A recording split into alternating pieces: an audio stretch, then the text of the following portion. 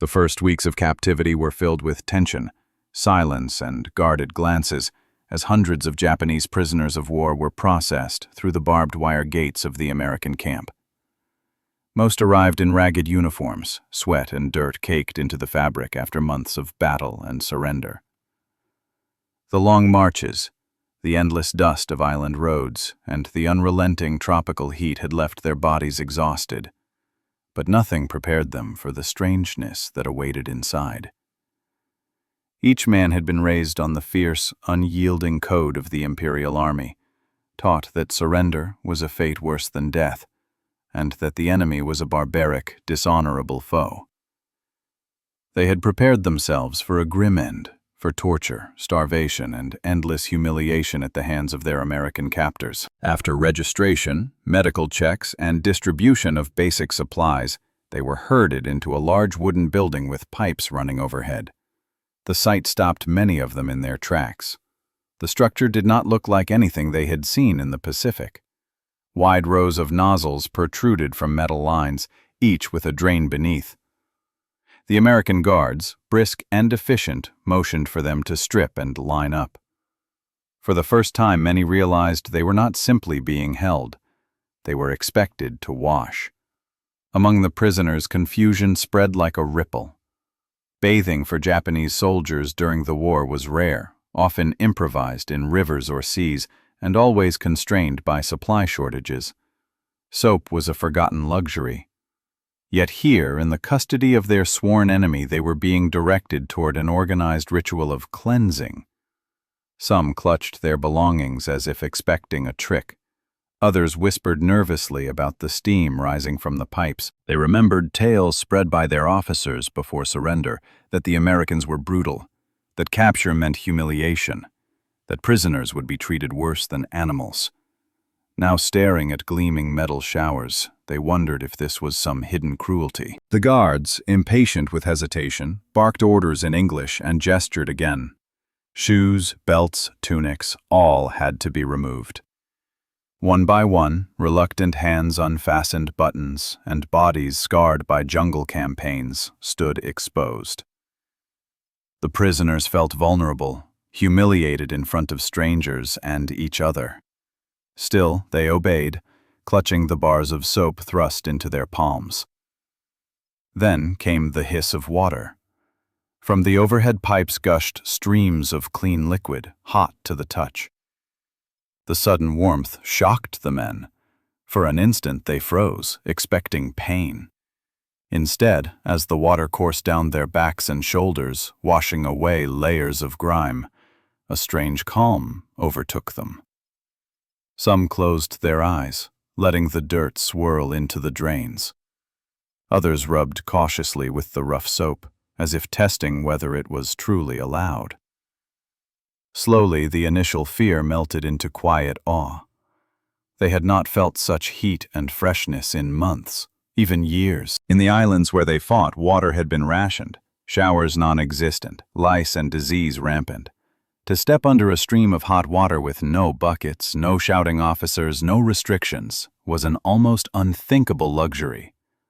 Here, in enemy hands, they were cleaner than they had ever been in their own army barracks. When they emerged, towels awaited them. Thick cotton towels folded in stacks. Many prisoners touched them as though they were artifacts from another world. They dried their bodies awkwardly, not used to such fabric. For the Americans, this was routine camp procedure. For the Japanese, it was a revelation. They shuffled out, hair dripping, skin pink from the warmth, and an unmistakable murmur of astonishment passed among them. The fear that had gripped them when first entering the shower hall was replaced by bewilderment. Had their captors truly given them comfort instead of cruelty? That first encounter with the camp showers lingered in their minds long after. It was the beginning of a series of discoveries that challenged everything they had been taught about the enemy. The experience was not just about washing dirt away. It was about confronting the difference between what they had been told and what they now lived. The modern shower, with its endless hot water and soap, became a symbol of something larger. The realization that captivity might not mean degradation, but an unexpected glimpse into another civilization's way of life. When the first showers ended and the prisoners filed back into the barracks, a heavy silence spread across the room. They sat on wooden benches, some clutching their folded uniforms, others rubbing their hair with the thick towels, still unsure whether they had experienced a blessing or a hidden threat. Many avoided eye contact, as though speaking openly might break some unspoken rule. Deep inside, however, an unease gnawed at them. They had been warned countless times that capture by Americans meant dishonor, torture, and death. In whispered briefings before battles, Japanese officers had painted images of sadistic enemy camps where starvation and abuse awaited. Yet here, the first act forced upon them was bathing with soap and hot water. To many, it seemed suspicious, too kind, too civilized. One prisoner, a former naval mechanic from Yokosuka, recalled how Allied propaganda leaflets had depicted smiling prisoners of war receiving food and rest. He had always dismissed those papers as lies, designed to weaken Japanese morale. Now, standing clean for the first time in months, he remembered those illustrations with a chill. Could it be that some of them were true? But another thought crept into his mind, darker and more terrifying. What if the showers were not meant for cleanliness at all? Rumors circulated quickly, especially among those with sharper memories of wartime propaganda. Some whispered the words, gas chambers, drawing comparisons to vague stories about the Germans in Europe. Although few knew details, the idea that Americans might use showers for some hidden cruelty spread fast in hushed tones. The guards noticed the hesitation. They watched groups of prisoners pause at the doorways, their faces clouded with mistrust. Orders were repeated, and translators explained in broken Japanese that bathing was simply mandatory hygiene. But suspicion did not vanish easily. For men trained to believe surrender was a fate worse than death, any act of comfort carried the taste of deception. They wondered if the soap they were given was poisoned, if the warmth of the water concealed something sinister. Some even refused to wash thoroughly, merely wetting their arms and backs before stepping away. The cultural clash made the moment more jarring. In Japan, bathing had deep cultural roots tied to ritual purification in hot springs and shared communal baths. But war had stripped away that tradition, leaving soldiers unwashed for weeks, crawling with lice, fighting constant infections. The camp showers, in contrast, were industrial in design. Rows of steel pipes and drains, efficient without privacy, operated like clockwork. To the Americans, this was practical hygiene, nothing more. To the Japanese, it felt alien, mechanical, almost dehumanizing. It was a ritual stripped of its spiritual meaning, transformed into something functional, yet unsettling. When the first showers ended and the prisoners filed back into the barracks, a heavy silence spread across the room. They sat on wooden benches, some clutching their folded uniforms, others rubbing their hair with the thick towels, still unsure whether they had experienced a blessing or a hidden threat. Many avoided eye contact, as though speaking openly might break some unspoken rule. Deep inside, however, an unease gnawed at them. They had been warned countless times that capture by Americans meant dishonor, torture, and death.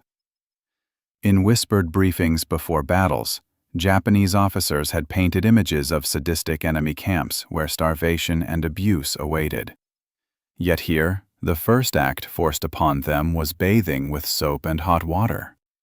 To many, it seemed suspicious, too kind, too civilized. One prisoner, a former naval mechanic from Yokosuka, recalled how Allied propaganda leaflets had depicted smiling prisoners of war receiving food and rest.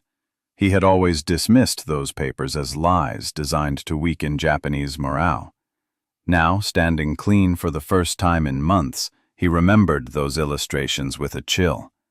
Could it be that some of them were true?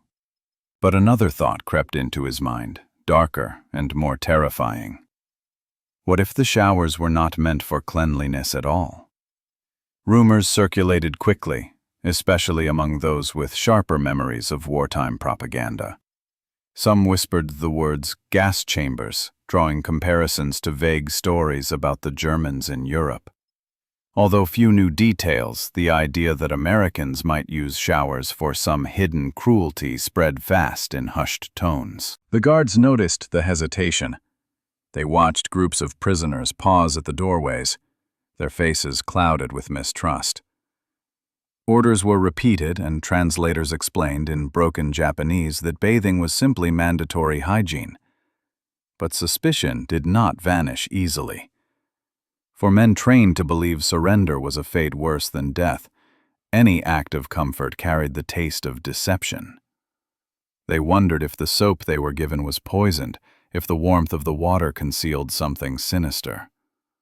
Some even refused to wash thoroughly, merely wetting their arms and backs before stepping away. The cultural clash made the moment more jarring. In Japan, bathing had deep cultural roots tied to ritual purification in hot springs and shared communal baths. But war had stripped away that tradition, leaving soldiers unwashed for weeks, crawling with lice, fighting constant infections. The camp showers, in contrast, were industrial in design. Rows of steel pipes and drains, efficient without privacy, operated like clockwork. To the Americans, this was practical hygiene, nothing more. To the Japanese, it felt alien, mechanical, almost dehumanizing. It was a ritual stripped of its spiritual meaning, transformed into something functional yet unsettling. For days, conversations among the prisoners circled around the same questions.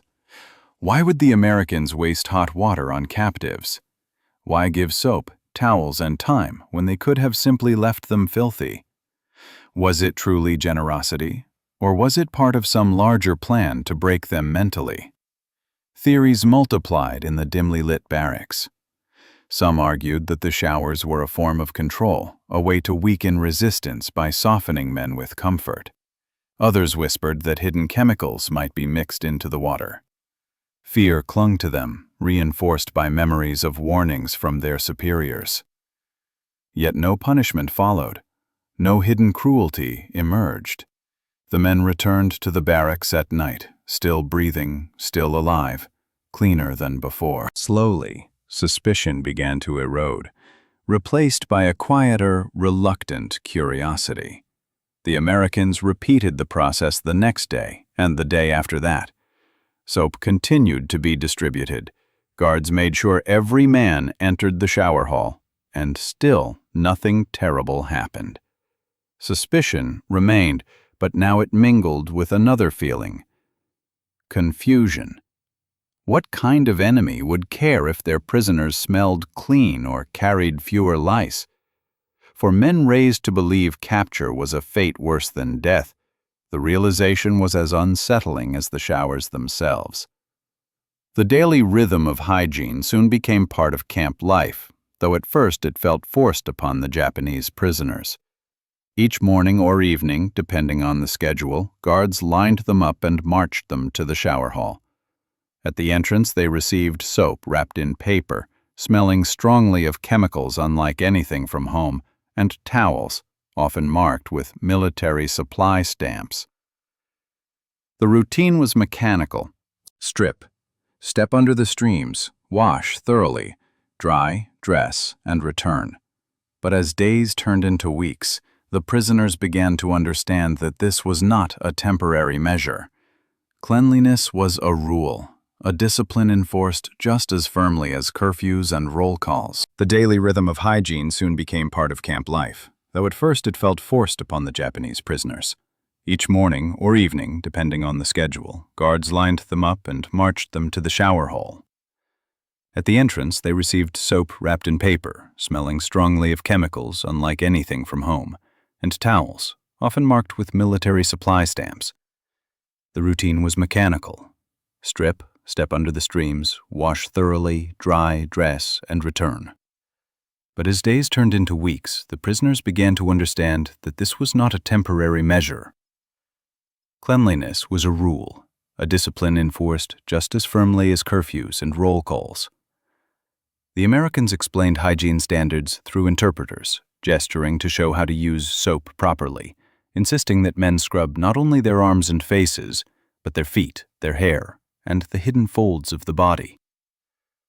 Lice checks followed, carried out by medics who inspected clothing seams and bedding. Delousing powder was issued along with clean undergarments.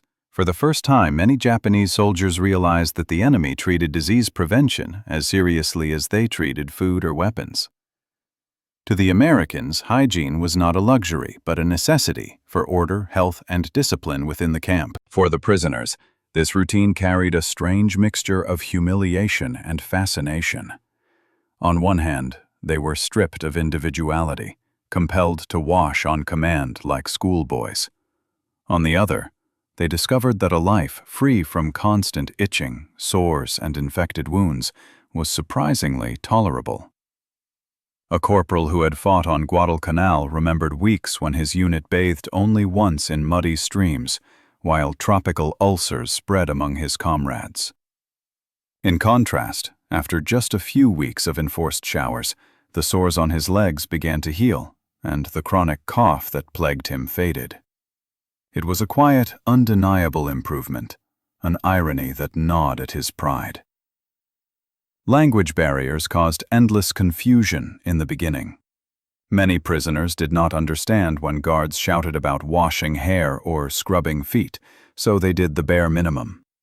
When they tried to skip steps, they were forced back under the streams, watched impatiently until the soap lathered properly. Some resented the interference, muttering that it was degrading. Yet, even in their resistance, they could not deny the results. Their uniforms, laundered regularly by camp procedures, no longer carried the foul stench of rotting cloth. Blankets smelled faintly of detergent instead of sweat and mildew. The barracks, once suffocating with the odor of unwashed bodies, grew more tolerable, even for those who never admitted it aloud. Gradually, the sense of suspicion gave way to habit. Prisoners began to anticipate the routine, lining up with less resistance. They learned to scrub more thoroughly, to dry themselves with care, to fold the towels as instructed. Some even compared soap types, noting which ones lathered better or smelled less harsh. It was a small detail, but for men stripped of freedom, such comparisons became a form of conversation, a way to fill long hours of idleness. Hygiene had transformed from a command into a shared ritual, something that quietly bound them together. What struck many most deeply was the realization that their captors expected them to maintain dignity even in captivity. To be forced into showers and provided with soap was not only about controlling disease, it was about enforcing a certain standard of humanity. In the Japanese army, soldiers had been taught that comfort was weakness, that endurance of filth and pain was a mark of honor. Now, under the discipline of their enemy, they were shown that regular washing could be as much a part of discipline as carrying a rifle. This clash of values unsettled them, but it also sowed the first seeds of reluctant respect for the strange, relentless order of their captors.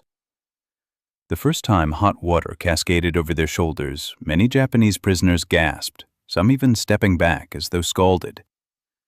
Warmth, steady and controlled, poured from the overhead nozzles in a way they had never experienced before. For men accustomed to makeshift washing in cooled rivers or hastily filled buckets, the sensation was almost luxurious. The steam rose quickly, curling through the air and softening the harsh light of the barrack-style room. The soap, pungent and foreign, foamed thickly on their skin, lifting away months of grime. They rubbed it tentatively at first, then with more vigor, marveling at the way the lather clung and rinsed away with ease. For some, the moment was overwhelming. They remembered how during long campaigns in the jungles, officers had warned them to conserve every drop of water, that cleanliness was secondary to survival. On remote islands, baths were rare. Soldiers wiped themselves with rags, their skin perpetually sticky with sweat, salt, and dust. The few occasions when hot water could be heated in cans or drums were considered rare blessings, shared among dozens of men. Here, however, each prisoner stood under his own stream of warmth, as though such luxury were endless. It was not simply bathing, it was immersion in another world. The towels provided afterward deepened the shock. Thick and absorbent, they were unlike the thin cloth soldiers had once used in Japanese barracks, where men often had to share rags. Prisoners pressed the towels to their faces, inhaling the faint chemical scent of detergent. Their skin felt renewed, pores open, the sticky film of the tropics finally washed away. It was more than physical relief. It stirred emotions they had long suppressed. Some recalled family baths back home, memories of mothers drawing hot water in tubs before the war consumed their lives. Others thought of public bathhouses, now distant echoes of a civilian past. The camp showers reawakened those sensations, but now framed by the strangeness of captivity. The Americans treated the routine without sentiment, issuing soap and towels with the same blunt efficiency as rations. For them it was procedure, disease prevention, morale management, order. Yet to the prisoners it became a quiet revelation. The irony was bitter. They had expected cruelty, yet here they encountered comfort beyond what they had known, even among their own forces. Some felt shame, believing such indulgence weakened them. Others embraced it silently, grateful for a moment that allowed their aching bodies to feel human again. Over time, the showers reshaped their daily existence. Instead of scratching at lice or ignoring festering sores, they learned that hot water soothed pain and sped healing. Their hair, once greasy and matted, grew soft and easier to comb. The smell of sweat that had clung to their uniforms diminished, replaced by the faint sharpness of disinfectant soap. Even the barracks air became lighter, less suffocating, as regular bathing reduced the odors of so many bodies living in confinement. Prisoners began to notice these changes with astonishment, quietly acknowledging that they were healthier than they had been during combat. The paradox gnawed at their minds. How could the enemy whom they had been taught to despise provide them with care that their own army had denied? The showers were not just about cleanliness. They were proof of a system so organized, so abundant in resources that it could extend comfort even to captives. Standing under the streams of hot water, they could not help but feel both envy and unease. It was a reminder of how different this world was from the one they had left behind, and how far Japan lagged behind in offering such basic dignity to its own soldiers. At night, when the barracks dimmed and the long rows of prisoners lay on their cots, the conversations often drifted back to comparisons with their former lives in the Imperial Army. The subject was not weapons, not battles, but the strange discovery of hygiene. Men who had marched across Burma, who had fought in the jungles of the Philippines, now whispered about soap, towels, and the shock of hot water. It was not the sort of topic soldiers had ever considered honorable, but the contrast was too striking to ignore. In the Japanese military, bathing had been a rare event, carried out when circumstances allowed. Officers spoke of endurance, of ignoring the body's discomfort, of embracing filth as a sign of toughness. Soldiers often went weeks without washing, their skin layered with grime, their uniforms stiff with salt from dried sweat. Lice and fleas infested clothing seams. Tropical ulcers spread untreated. The stench of unwashed bodies clung to every march, every camp, every night in the field. To complain about it was seen as weakness unworthy of a true warrior. Yet in these American camps, cleanliness was enforced, as though it were a law equal to discipline itself. One prisoner, a former sergeant, recalled aloud how his unit on New Guinea had shared a single rusty basin of water for 30 men. They had rinsed their faces and hands, but there had been no question of real bathing. He compared it bitterly to the endless streams of hot water in captivity. Another man muttered that back in Manchuria, his regiment had suffered frostbite, not only from cold, but from wearing the same unwashed socks for months. Disease had crippled entire units more effectively than bullets. Now, here in America, every man scrubbed his feet daily, and medics checked for infection as if they were valued patients. The irony was so sharp that it stung. This recognition spread quietly through the camp. Even those who clung to pride could not deny that their bodies were improving. Rashes faded, lice disappeared, sores healed. Stomachs that had once twisted from parasites now settled with regular washing and cleaner clothes. Prisoners began to connect these improvements with the routines they had once resisted. For the first time, they understood that hygiene was not softness. It was strength, a weapon against disease more powerful than stubborn endurance. The reflections were not only physical, but cultural. Many remembered the deep traditions of communal baths in Japan, onsen in the mountains, wooden tubs in village homes. Bathing had once been part of life, tied to family and ritual. War had stripped it away, reducing men to creatures surviving in dirt. Now in captivity, the enemy had returned to them what their own army had denied. The paradox unsettled them. Some spoke of it with longing, remembering their mothers heating kettles in the evenings. Others fell silent, ashamed that it was not Japan but America that had restored this dignity. The guards did not understand the depth of this shock. For them, hygiene was practical, tied to regulations and public health. They issued orders without sentiment, never imagining that the routine showers carried such profound meaning for the prisoners.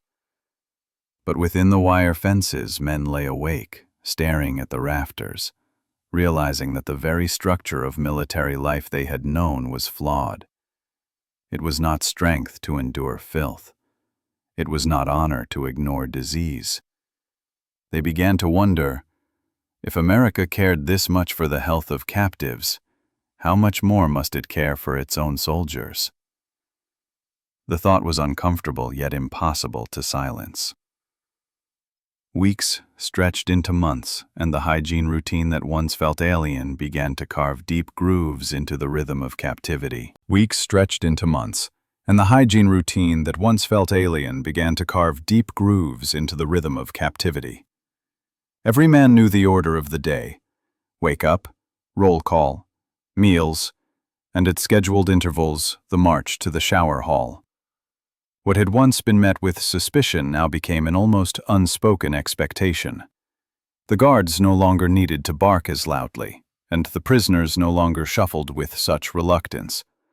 They moved in steady lines, soap tucked into their palms, towels draped across their shoulders, as though it had always been this way. The transformation was not merely physical, but mental. The Japanese soldiers, stripped of their weapons and their cause, had regained something unexpected, a fragment of dignity. Their uniforms, laundered regularly, no longer carried the stench of decay. Their bodies, washed and examined, were free of lice and festering wounds. Even the mirror-like reflections in small puddles after rain revealed healthier faces, cheeks less gaunt, skin less scarred by sores. It was an improvement that none could deny, even if they never admitted it aloud. Cleanliness began to symbolize more than survival. It became proof that they had not been entirely reduced to shadows of men. The effects rippled through the barracks. Coughing diminished. The relentless scratching of lice-ridden scalps disappeared. Blankets smelled faintly of soap rather than mold. Guards remarked, sometimes with a smirk, that the Japanese prisoners looked more orderly than when they had first arrived. Some prisoners, embarrassed by this observation, still resisted internally, clinging to the belief that such routines were meant to soften them. Yet the truth was plain. They felt stronger. Their wounds healed faster, their sleep deepened, and their energy, though still bound by captivity, grew steadier. For some, this change stirred pride rather than shame. They began to fold their towels neatly after drying, to polish their boots with greater care, to keep the barracks swept and orderly. It reminded them of old traditions back home, of the meticulous rituals of Japanese households. Cleanliness, they realized, was not submission to the enemy. It was reclaiming fragments of themselves, fragments buried under the mud and chaos of war. Even conversations shifted. Men once too weary to speak now traded quiet remarks about the strangeness of feeling refreshed, about the irony that they were healthier in captivity than in the field. American medics, practical and unsentimental, kept records of the improvements. Fewer cases of dysentery, fewer infestations, fewer deaths. For the Americans, it was proof that the system worked.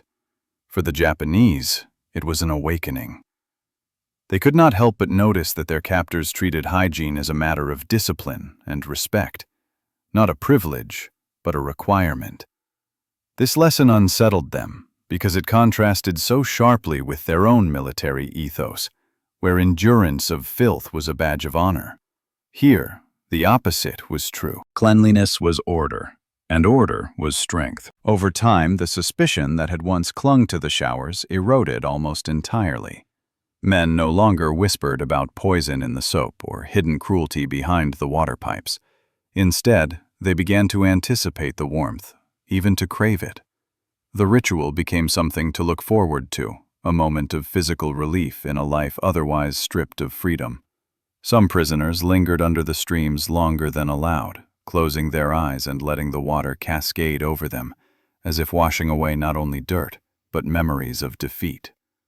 In the quiet of those routines, many discovered that hygiene was more than a rule enforced by guards. It was a restoration of dignity, a way to feel human again, even within the barbed wire. It was a subtle, undeniable transformation, one that changed not only their bodies, but their very sense of what it meant to endure. By the time autumn winds swept across the camp and the days shortened, the conversations among the prisoners had shifted. No longer whispered debates about hidden poison or disguised cruelty. The talk now revolved around a different kind of astonishment. The realization that these daily rituals of soap, hot water, and towels were not accidents of captivity, but symbols of something larger. In the dim barracks where men sat cross-legged on their bunks, they began to tell each other stories of their first encounters with the showers, laughing awkwardly at their own fear and marveling at how routine it had all become. One prisoner, once a stern infantry officer, confessed that when he first stepped into the steaming chamber, he thought it was a trick designed to kill them. The others chuckled at the memory, shaking their heads, though many admitted they had felt the same unease. Another man, younger and more talkative, compared the camp showers to the great public bathhouses in Tokyo he had visited as a boy. The comparison stirred murmurs of nostalgia, the prisoners momentarily transported back to a world of tiled floors and wooden buckets, to evenings when families and neighbors shared warmth together. The irony struck them all. It was in enemy hands that fragments of those memories returned. What unsettled them most was not the showers themselves, but what they revealed about America.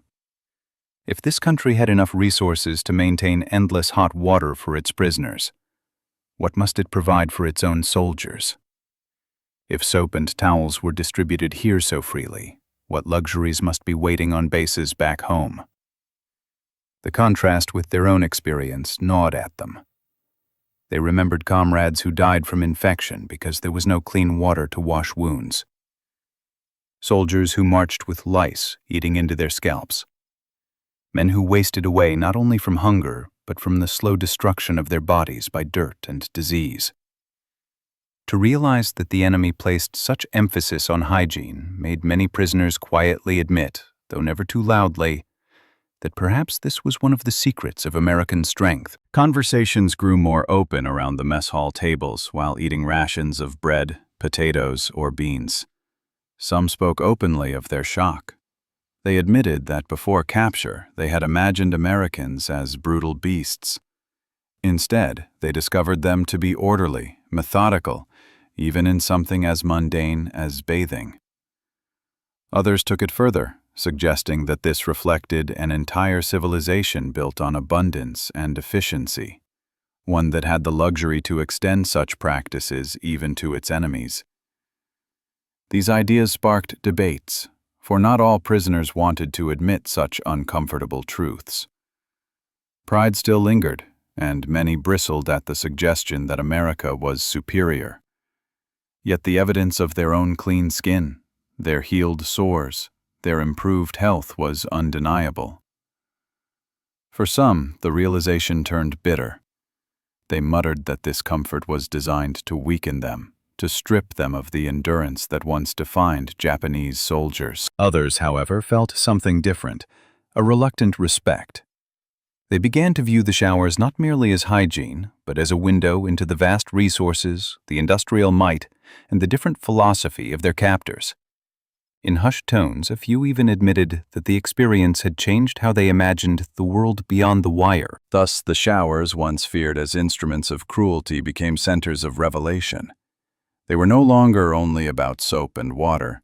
They were about the stark contrast between two worlds, and the realization that their enemy's power rested not only in weapons, but in systems of life so advanced that even prisoners of war were swept into their discipline.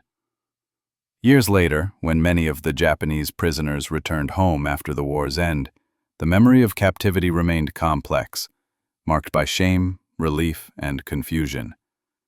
Yet among the countless impressions carved into their minds, one image persisted with startling clarity: the showers. Men who had fought on distant islands, who had seen comrades fall in jungle ambushes and naval bombardments, remembered above all the sensation of hot water pouring from pipes, the soap foaming in their hands, the enforced rhythm of cleanliness that had first unsettled and then transformed them. Some former prisoners spoke of it to their families, awkwardly describing how the Americans had insisted on daily hygiene. Their wives and mothers listened in disbelief. How could an enemy provide such care? Others remained silent, reluctant to admit that captivity had offered comforts greater than those their own army had granted. Yet in private, many acknowledged that the hygiene standards of the camps had altered their perception of the world. The memory of endless hot water stood as proof of a civilization different from their own, modern, abundant, and organized in ways that Japan, despite its discipline and tradition, could not match during the war years. The recollection was not sentimental. For the prisoners, showers had been strange, humiliating, even frightening at first. But time reshaped those feelings.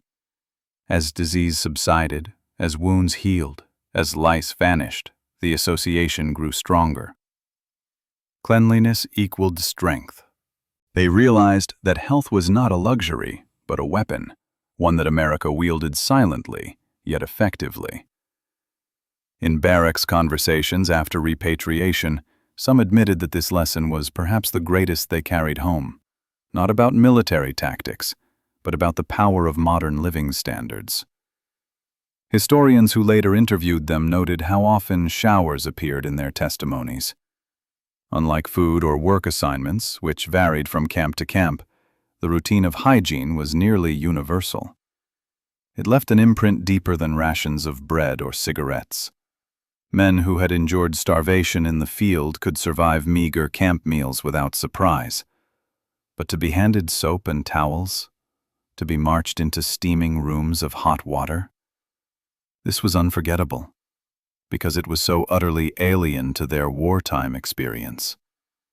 It symbolized not indulgence, but an entirely different worldview, one where the enemy recognized even captives as humans who must remain clean. The long-term impact lingered quietly. Some former prisoners, once settled back into civilian life, maintained the habits they had learned in captivity. They washed more regularly, insisting on soap even when scarce. They taught their children that hygiene was a discipline, not a weakness. For them, the camp showers had not been mere routines. They had been revelations, lessons carried across decades. In retrospect, the memory was bittersweet. It reminded them of defeat, of surrender, of being reduced to captives. But it also reminded them of survival, of unexpected dignity in the hands of an enemy they had been told to hate. For many, it was the paradox that defined their war, that in the very moment of humiliation, they had glimpsed a form of modernity they could not forget. The showers were not simply about water and soap.